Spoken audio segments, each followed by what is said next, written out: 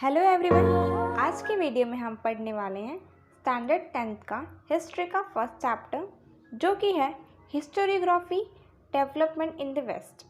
चलिए शुरू करते हैं। चैप्टर का नाम है historiography development in the west. Historiography basically क्या होता है, अगर हम नाम को ही देखेंगे हिस्टोरियोग्राफी, तो हिस्टोरी मतलब आप बोल सकते हो हिस्ट्री, ग्राफी का मतलब होता है स्क्रिप्टिंग, दैट मीन्स राइटिंग। हम लोग बोल सकते हैं कि हिस्ट्री, जो हिस्ट्री को लिखते हैं, जो हिस्ट्री को लिखा जाता है, उसको हम बोलते हैं हिस्टोरियोग्राफी। चलिए शुरू करते हैं। हम इस वीडियो में इंट्रोडक्शन लोग कवर करेंगे। सबसे इंटरेस्टिंग है, आप इंटरेस्टिंग भी बोल सकते हो, टफ भी बोल सकते हो। करते हैं। Historical research, writing and studies are carried out with an objective of understanding the chronology of the past events and their interconnection. This is a continuous process. तो पहले हम जानेंगे हिस्ट्री होता क्या है। हिस्ट्री इज़ नथिंग, जब past event के बारे में हम पढ़ते हैं, जो इतिहास, जो पीछे के बारे में पढ़ते हैं, हम लोग पास्ट के बारे में पढ़ते हैं, इसको हम बोलते हैं history. The study of past event, इसको बोलते हैं हम लोग हिस्ट्री। तो हिस्ट्री क्यों पढ़ते हैं, हिस्ट्री पढ़ना क्यों ज़रूरी है, क्या कर रहे हैं पढ़ के हमको हिस्ट्री में। तो हिस्ट्री पढ़ना इसलिए ज़रूरी है कि जो पास्ट में हमसे मिस्टेक हुआ है, जो गलतियाँ हुई हैं, उसके हमें क्या करना पड़ा, क्या भुगतना पड़ा, वो जानने के लिए, वो गलती हमसे रिपीट ना हो और हमारे पीछे क्या क्या हुआ है ये चीज़ हमें पता हो, इसलिए हिस्ट्री पढ़ना बहुत इंपॉर्टेंट है। हिस्ट्री ना पास्ट इवेंट के बारे में होता है। हिस्ट्री वो है जिससे पास्ट के बारे में हम पढ़ते हैं, उसको बोलते हैं हिस्ट्री। अब पास्ट को कैसे पढ़ा जाता है, पास्ट को एक हिस्टोरिकल रिसर्च किया जाता है। पास्ट को कैसे लिख सकते हैं, पास्ट के बारे में कैसे पढ़ सकते हैं, इसका मेन ऑब्जेक्टिव ना क्रोनोलॉजी होता है। अब क्रोनोलॉजी क्या होता है, history is nothing but chronology of the past event. तो क्रोनोलॉजी क्या होता है, वो एक सीक्वेंस होता है, एक ऑर्डर होता है। मतलब कि 1 के बाद 2 आएगा, 2 के बाद 3। तो अगर आप सीढ़ी चढ़ते हो, फॉर एन एग्जाम्पल आप स्टेप्स चढ़ते हो, सीढ़ी चढ़ते हो, तो कैसे चढ़ते हो, पहले 1 फिर 2 फिर 3 ऐसे चढ़ते हो ना। क्या आप डायरेक्ट 1 के बाद 4th सीढ़ी पर जा सकते हो, मे बी कोई जाता भी है, तो ये एग्जाम्पल छोड़ते हैं। आप फर्स्ट स्टैंडर्ड पढ़ते हो, सेकंड पढ़ते हो, थर्ड, फोर्थ, फिफ्थ, ऐसे पढ़ते हुए हम लोग 10th तक आ गए, राइट। जो फर्स्ट के बाद आप थर्ड में डायरेक्ट जा सकते हो क्या, नहीं, उसके लिए आपको सेकंड पढ़ना इंपॉर्टेंट है। हिस्ट्री में भी वही होता है, जो इवेंट्स पहले हुए हैं पहले उसके बारे में जानना है, फिर दूसरा इवेंट, तीसरा इवेंट, ऐसा इंटरकनेक्शन है इनका। क्या है, एक इंटरकनेक्शन है। इससे हम क्या कर सकते हैं, क्रोनोलॉजी से हम लोग क्या कर सकते हैं, हिस्ट्री को, जो टॉपिक है उसको अच्छे से समझ सकते हैं। हम समझ पाएंगे कि जो पहले हुआ था वो क्यों हुआ था, उसके बाद ये क्यों हुआ, इसका होने का रीज़न क्या है। तो इससे हम इस चीज़ को बहुत अच्छे से समझ सकते हैं, इसलिए कि सीक्वेंस को फॉलो करना इंपॉर्टेंट है। फॉर एन एग्जाम्पल, जैसे कि पहले ना मुगल्स आए थे, ठीक है, फिर ब्रिटिश, फिर डेमोक्रेसी मिली हमको। तो मुगल्स ना 800 साल पहले आए थे, उसके बाद क्या हुआ था, उसके बाद ब्रिटिश आए थे, 200 साल उन्होंने हम पे राज किया है, उसके बाद डेमोक्रेसी मिला 1947। तो अगर आपको पढ़ना है डेमोक्रेसी का, तो आपको पहले जाना पड़ेगा मुगल्स के बारे में, फिर ब्रिटिश के बारे में, फिर डेमोक्रेसी। आप मुगल्स का पढ़ के डेमोक्रेसी डायरेक्ट नहीं पढ़ सकते, आपको समझ में नहीं आएगा। तो पहले किसी ने फाइंड किया, तो क्या किया, पहले ने मुगल्स के बारे में फाइंड किया, फिर उसे फाइंड करते करते करते आगे गया, तो उनको मालूम पड़ा अच्छा ब्रिटिश भी आए थे, फिर आगे करते करते उनको मालूम पड़ा अच्छा डेमोक्रेसी हमको इस टाइम पर मिला। तो स्टेप बाय स्टेप वो चीज़ें होती है। तो हिस्ट्री को जानने के लिए हमें स्टेप बाय स्टेप करना पड़ता है, ठीक है। हिस्ट्री बहुत चैलेंजिंग है, पता है क्यों, क्योंकि हिस्ट्री की ना हमने अपने आंखों से नहीं देखा है। हिस्ट्री साइंस और मैथ्स की तरह बिल्कुल नहीं है। अब मैं ये क्यों बोल रही हूँ, इसका क्या लेना देना है अभी यहाँ पे, तो इसका लेना देना कुछ ऐसे है कि देखो, in physical and natural science empirical method, laboratory method of experiment and observation is use to verify the available knowledge. For an example, 1000 साल पहले का, फॉर एन एग्जाम्पल 1000 साल पहले का ना एक थ्योरी मिला हुआ है हमको, ठीक है, साइंस का एक थ्योरी मिला हुआ है, एक रिएक्शंस मिले हुए हैं। वो जो रिएक्शन हमें मिला हुआ है, पता करना है हमें कि वो रिएक्शन जो है वो सही है, गलत है, उसका क्या है। तो उसको हम कैसे पता कर सकते हैं, उसको लैब में एक्सपेरिमेंट करके हम पता कर सकते हैं ना। फॉर एग्जांपल 1000 साल पहले किसी ने लिखा है, कोई साइंटिस्ट ने लिखा है एक पेज पे कि ना हाइड्रोजन को ऑक्सीजन के प्लस करेंगे तो वाटर बन जाएगा। तो ये मैं जानना है कि वो जो लिखा गया है वो सही है या गलत है। तो मैं क्या करूँगी, तो मैं हाइड्रोजन को लूँगी, ऑक्सीजन को लूँगी, देखेंगे वाटर बन रहा है कि नहीं। अगर वाटर फॉर्म हो रहा है, दैट मीन्स उन्होंने जो लिखा है वो सही है। तो उनकी बात को मैं एक्सपेरिमेंट के तरीके से प्रूफ कर सकती हूँ सही है या गलत है, पता लगा सकती हूँ। एक होता है ऑब्जर्वेशन, ऑब्जर्वेशन कैसे होता है, आपको पता है सन है, सन के आगे प्लैनेट्स रिवॉल्व होते हैं, ये पता है हमें, ये थ्योरी हमने कहीं बहुत साल पहले लिखा था, हमने थ्योरी को पढ़ा। तो उसे मैं कैसे पता कर सकती हूँ जो उन्हें बोल रहे हैं वो सही है या गलत है, कैसे पता कर सकती हूँ मैं? तो मैं देखूंगी कि सन के अराउंड बोला गया है ना, सन के अराउंड ऐसे से घूम रहा है ये प्लैनेट्स, तो मैं क्या करूँगी, मैं देखूंगी सन के अराउंड प्लैनेट्स घूम रहे हैं या नहीं घूम रहे हैं, कैसे घूम रहे हैं, अगर घूम रहे हैं तो कैसे घूम रहे हैं, तो देखूंगी वो सही बोल रहे थे या गलत। तो अगर वो सेम रहेगा, मैं ऑब्जर्व करूँगी, दोनों सही, दोनों में टैली करूँगी, अगर दोनों सही एक जैसा है तो मतलब सही है। तो हम लोग इस तरह से पता कर सकते हैं एक्सपेरिमेंट करके, ऑब्जर्व करके कि चीज़ें बोली गई है वो सही है या गलत है, क्योंकि वो चीज़ें अभी भी प्रेजेंट है। सो फॉर एन एग्जाम्पल किसी ने बोला कि ना सन जो राइज होता है ना वो ईस्ट से होता है, तो मैं अगले दिन उठ के देखूंगी कि सन ईस्ट से राइज हो रहा है या नहीं, अगर हो रहा है दैट मीन्स मैं ऑब्जर्व करूँगी, दैट मीन्स वो सही है, अगर नहीं हो रहा है दैट मीन्स वो गलत है। ठीक है, सो ये चीज़ें होती हैं। लेकिन हिस्ट्री में हमारा ये सारी चीज़ें नहीं हैं, हम एक्सपेरिमेंट नहीं कर सकते, हम ऑब्जर्व नहीं कर सकते। अब क्यों नहीं कर सकते वो अगले पैरा में है, वो देखेंगे हम लोग। सो उसके पहले बोला गया है ना कुछ फार्मूलाज मिला है, कुछ यूनिवर्सल फार्मूला है। फॉर एग्जाम्पल वेलोसिटी का फार्मूला है v = u + at। तो ये फार्मूला मिला है, यूनिवर्सल फार्मूला है, वो आज यहाँ पे भी, इस टाइम पे भी, इस जगह पे भी और यूनिवर्सल कहीं पे भी वो फार्मूला सेम होगा, उसका जो आउटपुट आएगा वो सेम होगा, क्योंकि वो यूनिवर्सल है, वो हर जगह के लिए है। तो ऐसे करके भी हम एक्सपेरिमेंट करके भी हमें ये मालूम पड़ सकता है कि वो सही है कि गलत, क्योंकि हम कहीं भी जाओ टाइम स्पेस का बैरियर बिल्कुल नहीं है। ठीक है, सबके लिए ये सेम आने वाला है। सो ये जो लॉ है ना, अगर कोई मुझे बोलता है कि जो ये लॉ आप बता रहे हो गलत है, वो सही नहीं लग रहा मुझे, ये लिखा ही गलत है, तो हम क्या बोलेंगे, चलो ठीक है हम एक बार परफॉर्म करके देखते हैं, उनको बुलाएंगे, वैल्यूज़ निकालेंगे, परफॉर्म करके देखेंगे, एक्सपेरिमेंट करके देखेंगे, अगर वो सही मिलेगा दैट मीन्स वो सही है। क्योंकि हम कहीं भी कर सकते हो, टाइम कोई भी टाइम पे कर सकते हो, कोई भी स्पेस पे कर सकते हो, कोई भी प्लेस पे कर सकते हो। ऐसा नहीं है कि साइंटिस्ट ने जिस टाइम पे किया था, जिस प्लेस पे किया था, जिस स्पेस पे किया था उधर ही हमें करना है, ऐसा नहीं है। बैरियर वहाँ पे नहीं, हम इसे हम कहीं पे भी कर सकते हैं, बट हिस्ट्री में बैरियर होता है। अब देखेंगे हम, ठीक है, समझ में आएगी, हम बार बार कर सकते हैं, अब प्रूफ कर सकते हैं कि जो वो बोल रहे थे वो सही है या गलत है, और उसके लिए टाइम प्लेस मैटर नहीं करता, हम कहीं भी कर सकते हैं, यूनिवर्सल है क्योंकि। ठीक है, इसको हम एक्सपेरिमेंट करके ऑब्जर्व करके बता सकते हो चीज़ सही है या गलत है, पर हिस्ट्री में ऐसा नहीं होता। तो यही चैलेंजिंग पार्ट है हिस्ट्री में। चलिए देखते हैं, सो हिस्ट्री में क्यों नहीं होता है ऐसा क्यों नहीं कि हम लोग लैब में जाके एक्सपेरिमेंट करें, पता करें कि चीज़ हुई थी भी या नहीं हुई थी, ऐसा क्यों नहीं कर सकते हम लोग? क्यों नहीं हम ऑब्जर्व करके पता लगा लेते हैं कि जो चीज़ हुई थी वो हुई भी थी या एक्चुअल में नहीं हुई थी, या वो सिर्फ एक कहानी है? सो पता लगाने का क्यों नहीं पता लगा सकते? उसका रीज़न ये है कि हम उस टाइम में प्रेजेंट नहीं थे, वो चीज़ें हमने अपने आँखों से नहीं देखा है, हमें उसके बारे में कुछ पता नहीं है, हमने नहीं देखा है, हमारे मतलब बिल्कुल भी हमें पता नहीं, हम वहाँ पे थे ही नहीं। तो हमें कैसे पता कि शिवाजी ने उसको मारा था कि नहीं मारा था, कैसे डिफीट किया था, फोर्ट को कैसे फतेह किया उन्होंने, हमने नहीं देखा ये सब चीज़। सो अभी देखो क्या होता है, हमारे पास कोई भी आई विटनेस नहीं है। फॉर एन एग्जाम्पल कोई चीज़ें ऐसी होती है जो मैं दादाजी, पर दादाजी भी एटलीस्ट, और इसके बाद हमारे जो पापा होते हैं उनके टाइम पे कुछ चीज़ें हुआ करती थी, तो उनको बताते हैं कि अच्छा ये चीज़ ऐसी हुई थी, वैसी हुई थी, इसका पीछे का स्टोरी ये है, तो ये पता होता है कि चीज़ ऐसी थी, हमारी हिस्ट्री ऐसी थी, तो ये पता होती है। लेकिन ये जो 500 साल पहले शिवाजी के महाराज के टाइम पे, 1000 साल पहले हमारे दादा परदादा, कोई भी आई विटनेस अभी हमारे पास नहीं है तो साबित कर सके कि चीज़ें हुई भी थी या नहीं हुई थी। क्योंकि वहाँ पे कोई प्रेजेंट ही नहीं था। जो एक्सपेरिमेंट हम क्यों नहीं कर सकते? एक्सपेरिमेंट हम इसलिए नहीं कर सकते क्योंकि हम उस प्लेस पे नहीं जा सकते, टाइम मशीन नहीं है हमारे पास। अब शिवाजी ने जिसको मार दिया है उसको हम फिर जिंदा नहीं कर सकते, शिवाजी को फिर जिंदा नहीं कर सकते, फिर से वो मार के हमको दिखा नहीं सकते, या फिर हम उसको रिक्रिएट नहीं कर सकते ना, फिर से उस चीज़ को हम परफॉर्म नहीं कर सकते। जो उस टाइम पे हुआ था, जो फोर्ट बने थे, जो चीज़ें हुई थी, उसको हम रिक्रिएट नहीं कर सकते, उसको ऑब्जर्व भी नहीं कर सकते, क्योंकि वो चीज़ फिर से नहीं होने वाली है, फिर से शिवाजी नहीं आने वाले हैं, फिर से शिवाजी वो चीज़ें नहीं करने वाले हैं, या फिर से सारी चीज़ें जो हो चुकी हैं वो फिर से नहीं होने वाली हैं।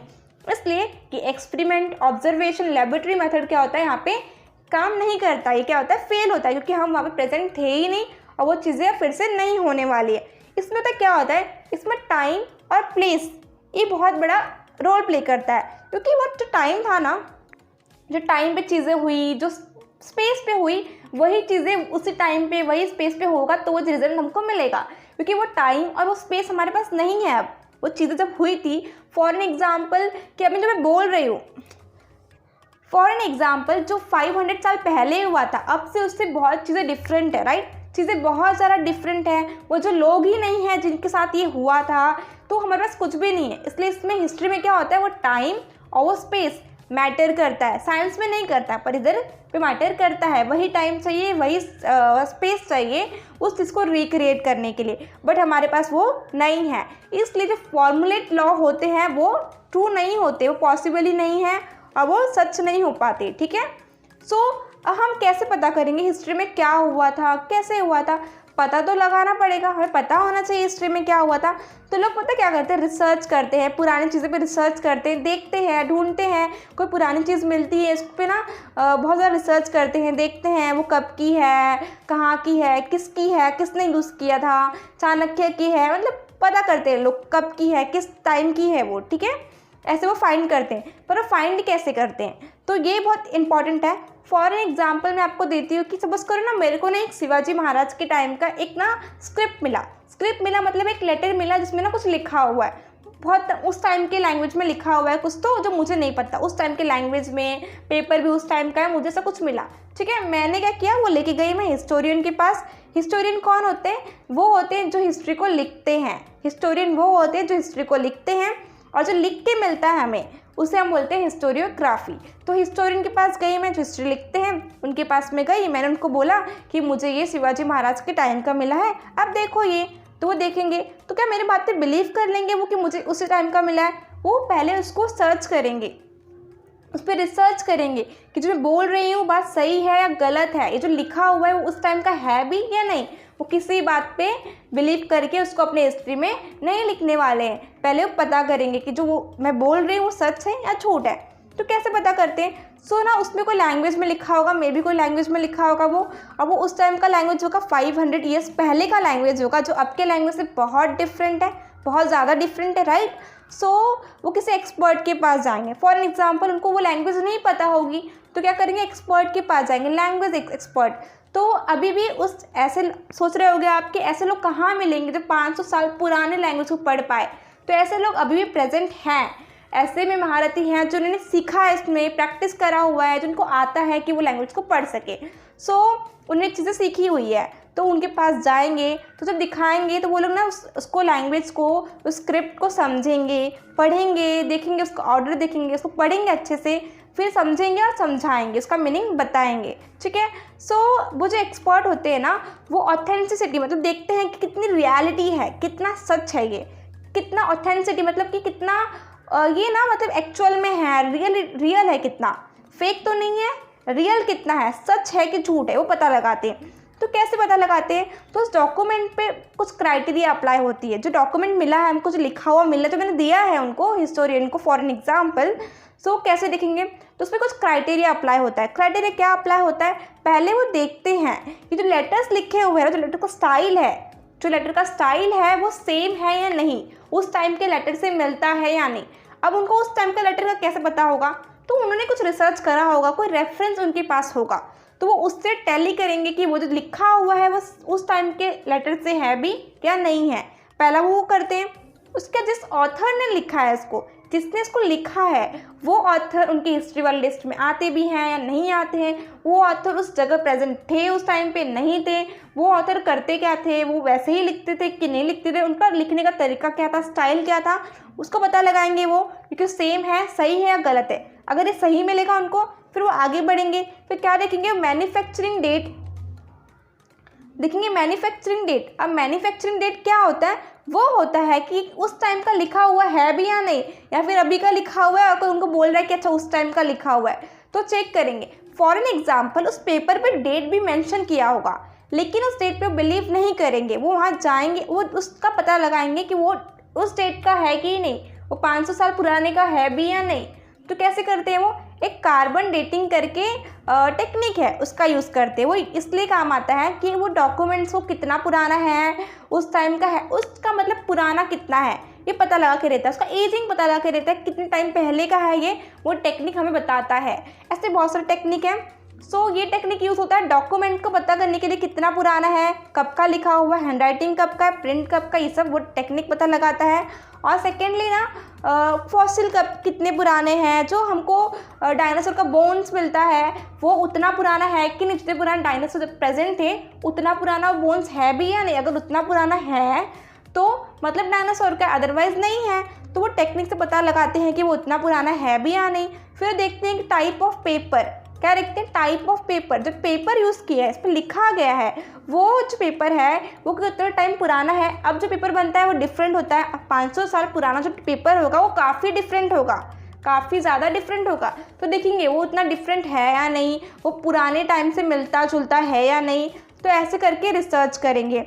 उसके बाद देखेंगे स्टैम्प्स ऑफ अथॉरिटी। अब स्टैम्प्स ऑफ अथॉरिटी क्या होता है, राजा महाराजा के टाइम पर उनका एक स्टैम्प हुआ करता था, एक सील हुआ करता था। उससे क्या होता था पता है, कोई लेटर, कोई बुक अगर उन्होंने लिखा होता है, उनके टाइम का लिखा होता है ना, उस पर वो स्टैम्प डालते हैं, ऐसे कि ना पता चले कि वो उनका लिखा हुआ है, उनके टाइम का है, उस प्लेस का है, जगह का है। उससे उनका मतलब मालूम पड़ता था, उनका मतलब कि वो उनका है, वो उनका पता था कि आइडेंटिफिकेशन देता था कि वो चीज़ उनकी है।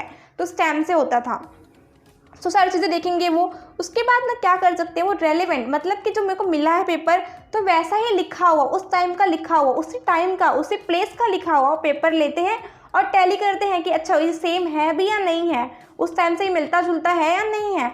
फॉर एन एग्जाम्पल कि अगर उनको मिला, कुछ रेफरेंस मिला, ठीक है, कुछ मिला उनको, और वो जो उनके पेपर मिला 500 साल पुराना बोला जा रहा है उसको, तो देखते हैं कि पेपर लेते हैं 500 साल पुराना है कि नहीं। अब वो पेपर तो कौन सा लेंगे, वो वही पेपर लेंगे जो 500 साल पुराना हो, उसी जगह का हो, उसी प्लेस का हो, ठीक है, उसी टाइम का और उसी स्पेस का हो। वो पेपर नहीं लेंगे कि अगर अच्छा टाइम अलग हो और प्लेस सेम हो, टाइम भी सेम चाहिए और प्लेस भी सेम चाहिए, उसको टैली करने के लिए, रेफरेंस लेने के लिए, ठीक है। सो अभी ये सब रिसर्च करने के लिए ना, सपोज करो एक एग्जाम्पल है कि ना, फॉर एन एग्जाम्पल मुझे ना गवर्नमेंट सर्विस में जॉब मिल गई, ठीक है, मेरे को जॉब मिली तो मैंने जॉब एक्सेप्ट कर लिया। अब मुझे बोला गया कि आपको ना हिस्ट्री के बारे में लिखना है। सो अब मैं बोलूँगी मैं कैसे लिख सकती हूँ, मैं तो उस टाइम पैदा भी नहीं हुई थी, मुझे क्या पता। तो बोलेंगे नहीं आपको लिखना है। तो उसके कुछ मेथड्स होते हैं, तो यहाँ पे दिए हैं कुछ मेथड्स, ठीक है। पहला है फॉर्मुलेटिंग हाइपोथेसिस। अब ये क्या होता है फॉर्मुलेटिंग हाइपोथेसिस? हाइपोथेसिस का मतलब वो होता है जो कहानी, कोई कहानी हो जो एग्जिस्ट नहीं करती हो, पर वो कहानी हो, मतलब हमने उसको देखी ना हो लेकिन वो कहानी हो, उसका मान्यता हो, पर हमने उसको अपनी आंखों से नहीं देखा हो, उसको बोलते हैं। सो सेकेंड स्टेप है critically examining of various sources of history. इसका मतलब क्या है कि कोई पेपर मिला, कोई चीज़ मिला, उसको एग्जामाइन करते, उसको चेक करते हैं सोर्सेज से। फॉर एन एग्जाम्पल कोई उनको ना पेंट मिला, कोई आर्किटेक्चर मिला, कोई पेंट मिला किसी राजा महाराजा का, तो देखते हैं कि अच्छा ये उनके जैसे दिखते हैं कि नहीं, अच्छा वो उस टाइम का पेंट है कि नहीं, कितना सारा आर्ट में ये लोग का रुचि था, कितना अच्छा ये लोग आर्ट कर पाते थे, सर्च को टैली करते हैं। इसमें ये भी होता है कि ना कोई चीज़ मिली तो पहले वो देखते हैं कि उसका लेटरिंग स्टाइल क्या है, ऑथर जो है वो उनका वो सेम है कि नहीं है, उसका जो डेट है मैन्युफैक्चरिंग डेट को देखते हैं, फिर देखते हैं पेपर सेम है कि नहीं, फिर स्टैम्प ऑफ अथॉरिटी, ऐसे करके वो एग्जामाइन करते हैं उस चीज़ों को, जो चीज़ें मिलती हैं उनको, जो उनके पास होता है उससे वो एग्जामाइन करते हैं। फिर उसके बाद क्या होता है relevant reference of the available historical information. तो कोई चीज़ मिली उनको तो कैसे करेंगे, वो देखेंगे जो उनके पास उस टाइम का प्रेजेंट होगा ना, जो चीज़ें उनके पास अवेलेबल होगी ना, उससे वो टैली करेंगे, एग्जामाइन करेंगे कि अच्छा ये दोनों मिलता जुलता है भी या नहीं, ये उस टाइम का है या नहीं, ऐसा पता लगाते हैं उस चीज़ों को देख के, ठीक है। उसके रेफरेंस को लेके, रेफरेंस मतलब क्या कि उस टाइम में कोई चीज़ उनके वो मिला होगा, मे बी कोई लेटर मिला होगा, मे बी कोई चीज़ मिली होगी, पत्थर पे लोग पहले लिखते थे, वो कुछ मिला होगा, तो कुछ भी उस टाइम का मिला होगा, उससे टैली करके देखते हैं कि वो रेफरेंस से ये जो नया चीज़ मिला वो मिलता जुलता है भी या नहीं, ठीक है। उसके बाद क्या होता है collecting historical information highlighting the processes that lead to historical transitions carrying out comparative analysis. इसका मतलब ये है कि अब देखो अभी कोई भी हिस्टोरियन हो, कोई भी तो पूरा नहीं लिख सकता ना, वो नहीं लिख सकता कि सपोज करो शिवाजी का मंथ जनवरी पकड़ो, ठीक है, तो उसका फर्स्ट डे पे उन्होंने क्या किया, सेकंड डे पे क्या किया, थर्ड डे पे क्या किया, फोर्थ डे पे क्या किया, वो सब नहीं लिख सकता, पर ऐसी बातें वो ढूंढ सकता है, पता लगा सकता है, लिख सकता है जो ना हिस्ट्री में चेंजेस लाया हो, जिसने हिस्ट्री में ट्रांजिशन लाया हो, जिसने हिस्ट्री में बदलाव लाया हो। तो फॉर एन एग्जाम्पल जैसे कि डेमोक्रेसी 1947 का जो टाइम था, तो हम ब्रिटिश ने हम पे कब्जा किया था, डेमोक्रेसी मिली हमको, जो डेमोक्रेसी का पीरियड था ना, उस डेमोक्रेसी से क्या मिला, हमको फ्रीडम मिल गया, हम अपने हिसाब से अपने तरीके से रह पाते, कोई हम पे हुकूमत नहीं करता अभी। तो जो 1947 का टाइम था ना, ऐसा क्या हुआ उस टाइम पे कि हमको डेमोक्रेसी मिली, ऐसा क्या हुआ, तो वो चीज़ों के बारे में वो लिखेगा, उस चीज़ों के बारे में पता लगाएगा वो, ठीक है। सो चीज़ें उसे पता लगी कि अच्छा ये चीज़ें हुई थी इसलिए हमको डेमोक्रेसी मिली, तो उन चीज़ों को कलेक्ट करता है, वो इन्फॉर्मेशन कलेक्ट करता है जो हिस्ट्री पे ना ट्रांजिशन चेंजेस लाया होता है। अब वर्ल्ड वॉर का एक है, वर्ल्ड वॉर फर्स्ट कैसे हुआ था, एक ऑस्ट्रेलियन किंग था जो ना घूमने के आया था, उसके मरने की वजह से वर्ल्ड वॉर हुआ था। वो घूमने गया था किसी कंट्री में, तो उसका एसेसिनेशन हुआ, उसके बाद क्या हो गया, वर्ल्ड वॉर शुरू हो गया। पहले से ही कंट्री में ना बहुत ज़्यादा तनाव था, टेंशन था, और उसके मरने से क्या हो गया, देशों में और ज़्यादा लड़ाई झगड़ा होने लगी, तो उससे वर्ल्ड वॉर 1 शुरू हो गया। सो ये जो इवेंट हुआ था, इससे क्या हो गया, हिस्ट्री का एक हिस्ट्री में ट्रांजिशन आया। इसके बाद चीज़ें बदल गई, चीज़ें बहुत बदल गई, इसलिए ये इवेंट्स को वो पता लगाता है और लिखता है, ठीक है। फिर एक और है, understand the reference regarding time and space of the given historical events and also various conceptual framework used in the historical research method। थोड़ी देर पहले मैंने कहा था कि वो उसी टाइम का होना चाहिए, उसी स्पेस का होना चाहिए, उसी प्लेस का होना चाहिए, अदर टाइम का नहीं चलेगा। मतलब अगर वो 500 साल पुराना है तो 500 साल पुराना ही होना चाहिए, अगर वो क्या बोलते हैं महाराष्ट्र का है तो महाराष्ट्र का ही होना चाहिए, अलग नहीं चलता है, ठीक है। सो इसमें एक और बात बोली गई है कि अगर कोई हिस्टोरियन लिख रहा है, कोई चीज़ को पता लगा रहा है, ढूंढ रहा है, लिख रहा है, तो उसका कोई पॉइंट ऑफ व्यू होगा, पर्सपेक्टिव होगा, उसका कोई पॉइंट ऑफ व्यू होगा, उसकी कोई सोच होगी ना, तो वो उसके हिसाब से लिखेगा। फॉर एन एग्जाम्पल, ब्रिटिश थे ना हमारे इसमें, उन्होंने कब्जा किया था, 200 साल तक कब्जा किया था, राइट। तो ब्रिटिश ने कब्जा किया था हम पे, तो उसमें कुछ लोगों का पॉइंट ऑफ व्यू ऐसा हो सकता है, जो हिस्टोरियन हो सकते हैं, उनका सोचना ऐसा भी हो सकता है कि जब ब्रिटिश आए थे ना, तो उन्होंने हमको बहुत ज़्यादा मतलब परेशान किया, स्लेव्स बना के रखा, हमें बहुत सारी गरीबी हो गई, इनकी वजह से हम पॉवर्टी में चले गए, हम बहुत गरीब हो गए, हमने बहुत कुछ था। किसी का पॉइंट ऑफ व्यू ऐसा होगा, किसी का पॉइंट ऑफ व्यू ऐसा भी हो सकता है कि जो सोच रहा होगा कि ब्रिटिश के आने के से हमें वुमेन और मेन में इक्वलिटी मिली, स्कूल खुला, और उनके बनाए हुए आज भी रोड्स बिल्डिंग उतने ही स्ट्रॉन्ग है जितने पहले थे, लेकिन अब हमारे यहाँ पे जो बनता है रोड्स वगैरह 2-3 साल में ख़राब हो जाते हैं, टूटने लग जाते हैं। तो कोई बोल सकता है कि उनका जो काम किया हुआ था वो आउटस्टैंडिंग था। उन्होंने ना कोई कैंपेन ऑर्गेनाइज किया था मुंबई और गोवा में, उसकी वजह से आज भी मुंबई और गोवा उतना ही पॉपुलर है, तो उनका किया हुआ काम बहुत ही स्ट्रॉन्ग था। सो कोई कह सकता है ना कि उनके आने से बहुत से प्रॉफिट्स हुए हमको, और कोई कह सकता है उनके आने से बहुत से लॉस मिले। तो जो हिस्टोरियन है उनके पॉइंट ऑफ व्यू को हमें भी समझना पड़ेगा, ठीक है। एक और है इसमें, अब देखो जो हमने एक बना लिया, सब स्टेप से हम फॉलो किया, हमको एक स्क्रिप्ट मिल गया, हमने एक चीज़ें लिख ली उसके बारे में, ठीक है। अब क्या होगा, उसके बाद उसके कुछ क्वेश्चन उठेंगे जो रेफरेंसेस होंगे, जो पहले की चीज़ें होंगी, उसको देखते हुए, उसको नज़रिए में रखते हुए कोई क्वेश्चन उठेगा, मतलब ये कैसे हुआ, क्यों हुआ, इसके होने का रीज़न क्या था, इसके होने के बाद क्या हुआ, ये सारे क्वेश्चन उठेंगे। तो इस क्वेश्चन का अगर वो आंसर हमें बराबर से दे पाएगा वो हिस्टोरियन, वो पेपर, तो फिर क्या होगा, वो सही होगा। अगर उसका एक भी आंसर वो नहीं मिल पाएगा उसमें से हमें, तो दैट मीन्स कि वो जो हिस्टोरियन ने किया है, जो लिखा है, वो क्या है, पूरा का पूरा गलत है, ठीक है। सो इसमें का एक भी क्वेश्चन, हमें सारे क्वेश्चन का आंसर हमारे मिलना चाहिए, तो ये कि वो सच होगा। ये एक कोई मतलब इसमें ना कोई मतलब किसी ने कुछ देखा नहीं है, लोग सिर्फ एक अनुमान लगाते हैं, एक सोच रखते हैं कि अच्छा ये ऐसा हुआ होगा इसलिए ये चीज़ें ऐसी है, ठीक है। सो इस वीडियो के अंदर हमने टॉपिक इंट्रोडक्शन कवर किया है, तो जो बाकी के टॉपिक्स है वो अगले वीडियो में। Thank you.